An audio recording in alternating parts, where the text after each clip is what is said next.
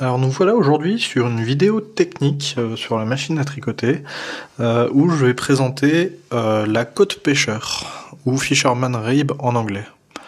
Donc pour donner un petit peu de contexte, je vais démarrer un projet, toujours en mode cadeau de Noël.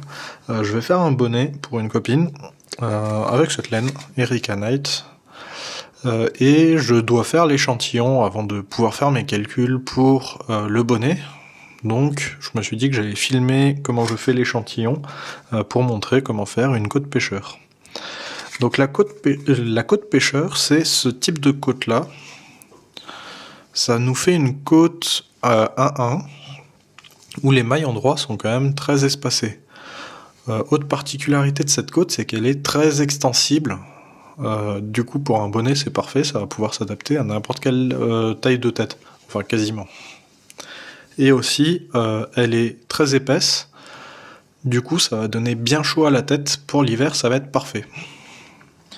Donc, cette côte pêcheur, ou Fisherman Rib en anglais, il y a beaucoup de tutoriels pour la faire, parce que c'est inscrit dans les docs techniques des machines à tricoter. Donc là par exemple j'ai sorti la doc de ma double fonture KR 830. Mais c'est possible de la faire avec quasiment toutes les machines à tricoter du moment qu'on a une double fonture. Une des contraintes de cette côte pêcheur, c'est que comme un rang sur deux va être injeté, on va se retrouver à devoir faire le double du nombre de rangs un peu par rapport à ce qu'on voit ici sur l'endroit. Donc une maille endroit ici correspond à un aller-retour de passage du chariot. Puisque une c'est un jeté et l'autre c'est la maille tricotée. Donc il faut bien penser à ça, surtout quand on fait son échantillon, quand on va mesurer l'échantillon, il faut bien penser à multiplier par 2 pour avoir le nombre de rangs exact. Et du coup ça fait que sur un vrai projet, on va se retrouver à devoir faire beaucoup de rangs. Par exemple là je me suis fait un bonnet tout à l'heure en côte pêcheur, juste pour la partie droite du bonnet sans les diminutions et tout ça, j'en étais déjà à plus de 160 rangs, ce qui est assez gros. Donc voilà, donc là on peut passer, j'ai fini mon intro sur cette côte pêcheur, je vais passer directement au tricot. Donc pour ça je vais enfiler le fil de ma pelote et je vais commencer à sélectionner des aiguilles. Donc j'ai sélectionné des aiguilles, ici j'en ai sélectionné, de 15 à 15, donc j'ai sélectionné 30 aiguilles pour faire mes côtes. J'ai mon fil qui est passé dans le pêcheur, c'est bon. Et j'ai changé l'orientation de la caméra pour qu'on puisse bien voir les réglages des deux chariots. J'espère que ça va aller. Ensuite, pour la fonture, du coup je suis resté en réglage normal, c'est-à-dire que j'ai les aiguilles qui se font face, donc sur une fonture avant browser ça va être en réglage P, et la translation est au milieu, donc là je suis en 5. Voilà, si ça va pas être forcément pareil sur tous les types de machines, mais faut se dire que du coup j'ai l'aiguille 0 qui fait bien face à l'aiguille 0 sur les deux fontures. Voilà. Pour les chariots, du coup pour mon rang de montage comme pour une côte 1-1 habituelle, j'ai pas de réglage particulier. Je me suis mis en tension la plus basse possible pour avoir un montage assez serré. Et je n'ai rien de sélectionné sinon sur le chariot. Ouais.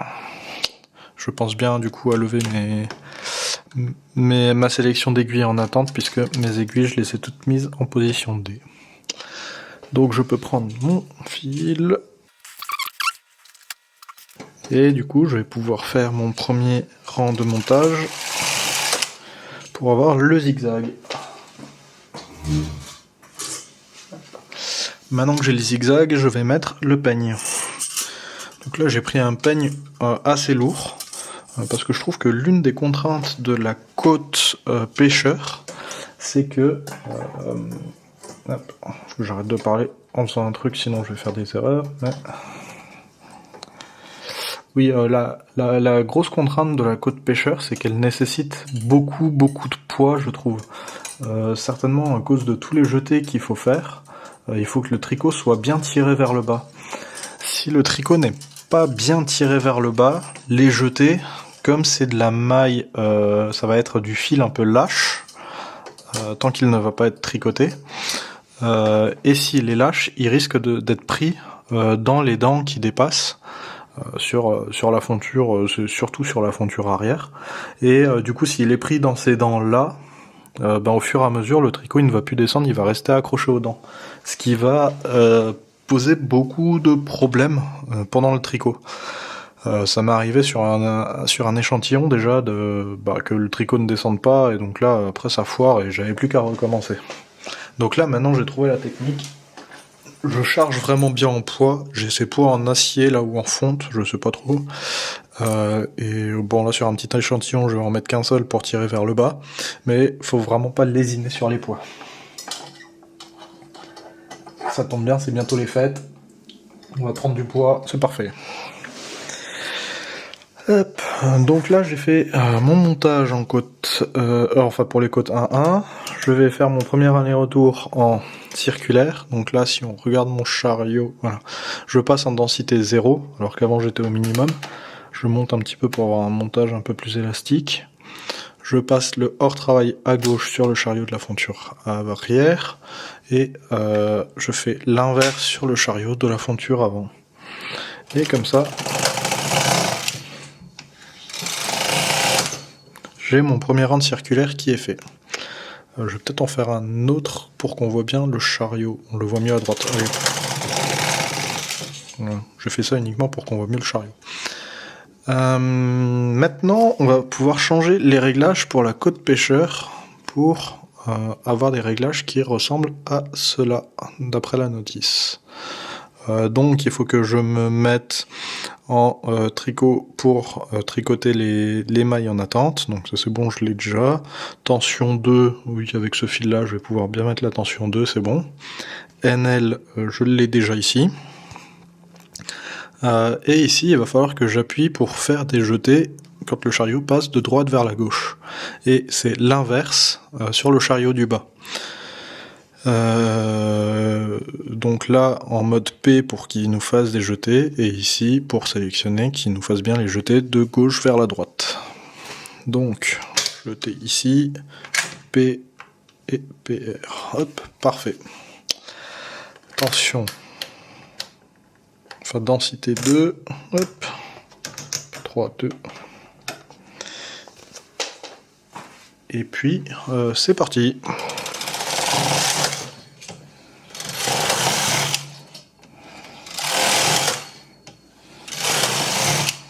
Hop. Donc là on peut voir que en allant de la gauche vers la droite, j'ai bien une maille tricotée sur la fonture arrière, alors que sur la fonture avant, je n'ai qu'un jeté qui a été fait. Si je passe de l'autre sens, ici c'est l'inverse, j'ai ma maille qui a été tricotée sur la fonture avant, mais j'ai un jeté sur la fonture arrière. Et donc la côte pêcheur va être que des alternances comme cela. Donc on va pouvoir faire nos allers-retours le nombre de rangs nécessaires.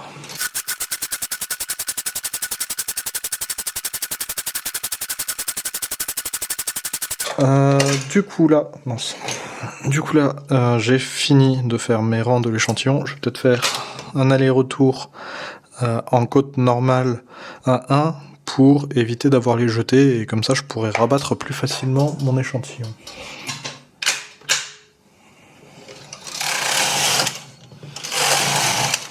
Voilà.